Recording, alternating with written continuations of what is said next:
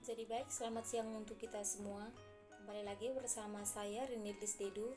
Jadi di sini saya akan menjelaskan tentang asimilasi unsur hara.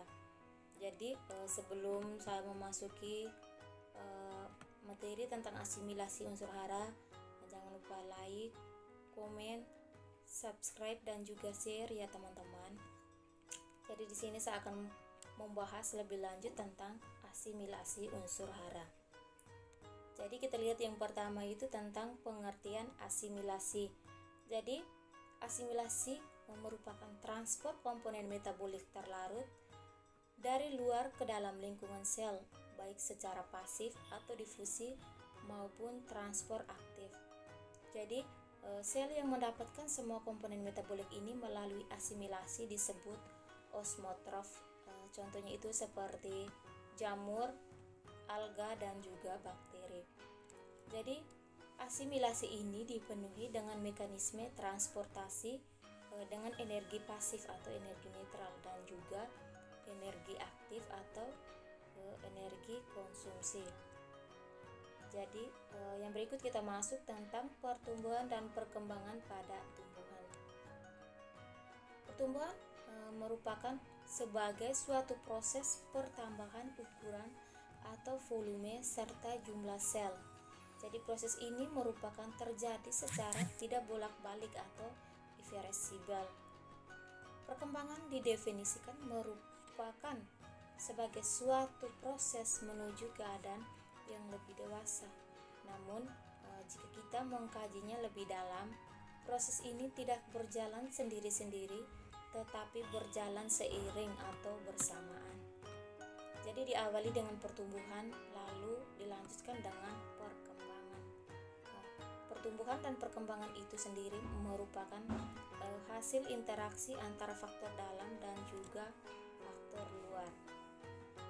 Berikut kita masuk di tumbuhan dan perkembangan tanaman.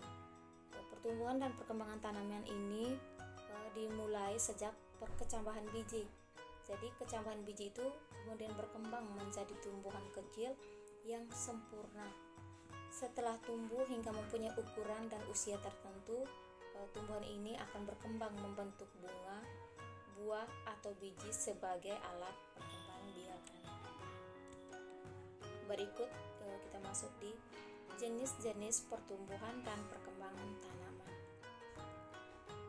Pertumbuhan dan perkembangan pada tanaman dapat dibedakan menjadi dua, yaitu pertumbuhan primer dan juga pertumbuhan sekunder yang sama-sama berasal dari jaringan meristem yang mempunyai sifat aktif melakukan pembelahan.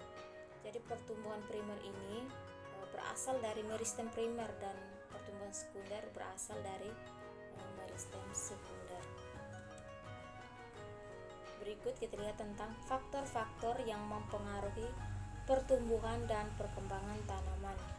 Itu ada dua, ada faktor internal dan juga faktor eksternal. Faktor internal itu merupakan faktor dalam yang mempengaruhi pertumbuhan dan perkembangan pada tumbuhan, seperti faktor genetik atau hereditas, enzim, dan zat pengatur tumbuh atau hormon. Yang kedua itu ada faktor eksternal. Jadi faktor eksternal ini merupakan faktor dari luar tubuh tumbuhan yang dapat mempengaruhi pertumbuhan dan perkembangan tumbuhan. Faktor eksternal ini diantaranya ada suhu, ada cahaya matahari, hara, air, curah hujan, tinggi tempat, dan juga tanah. Berikut kita masuk di pertumbuhan primer. Pertumbuhan primer merupakan pertumbuhan yang terjadi akibat aktivitas jaringan meristem primer atau disebut juga dengan meristem apikal. Jadi titik tumbuh primer ini terbentuk sejak tumbuhan masih berupa embrio.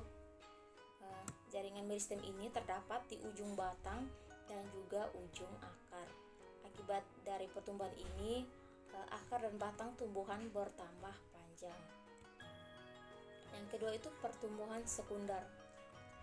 Pertumbuhan sekunder ini disebabkan oleh aktivitas jaringan meristem sekunder seperti pada jaringan kambium yang terjadi pada batang tumbuhan dikotil dan gimnospermae.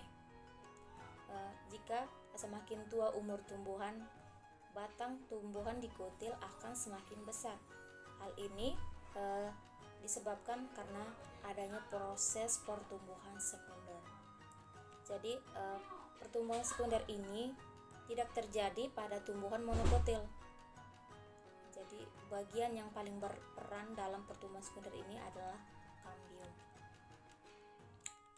Jadi yang pertama kita masuk tentang jaringan meristem. Jaringan meristem ini merupakan salah satu atau suatu jaringan pada tubuh tumbuhan yang berisikan sekumpulan sel yang belum berdiferensiasi dan aktif beraktivitas dalam melakukan pembelahan sel. Jadi pembelahan sel ini merupakan aktivitas pembelahan yang membagi satu sel induk menjadi 2 atau lebih sel anak. Pembelahan pada sel jaringan ini terus berlangsung sehingga dia terus menambah jumlah pada sel tumbuhan. Kemudian klasifikasi jaringan meristem. Ada 2 itu, ada berdasarkan letak dan juga berdasarkan asal. Jadi kita lihat yang pertama itu berdasarkan letak dalam tumbuhan. Meristem dibagi menjadi 3, ada meristem apikal, meristem lateral, dan meristem interkalar.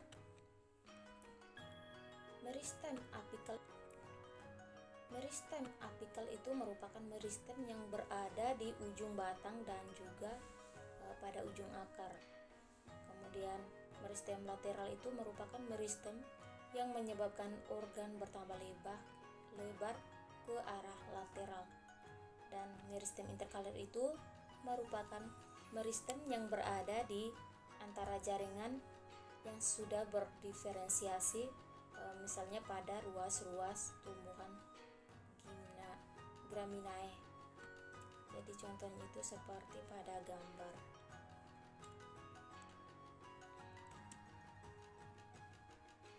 Yang kedua itu berdasarkan asal. Dibagi menjadi 3 juga, yaitu ada promeristem, meristem primer, dan juga meristem sekunder. Jadi kita lihat yang pertama itu promeristem. Itu merupakan meristem yang ada pada saat tumbuhan dalam tingkat embrio.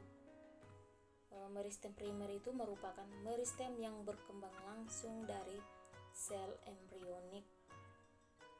Sedangkan meristem sekunder itu merupakan meristem yang berkembang dari jaringan yang telah mengalami diferensiasi. Bila dilihat berdasarkan letak pada tumbuhan, jaringan meristem bisa dibedakan menjadi 3 kelompok, antara lain meristem apikal, meristem lateral, dan juga meristem interkalar. Jadi meristem apikal itu atau meristem ujung, dia terletak pada titik tumbuhan primer, yakni di ujung pucuk utama, ujung batang, dan juga ujung akar. Kemudian meristem lateral itu atau meristem samping merupakan jaringan muda yang terletak di tepi alat-alat tumbuhan. Posisi meristem samping itu sejajar dengan permukaan organ yang dimana jaringan ini ditemukan.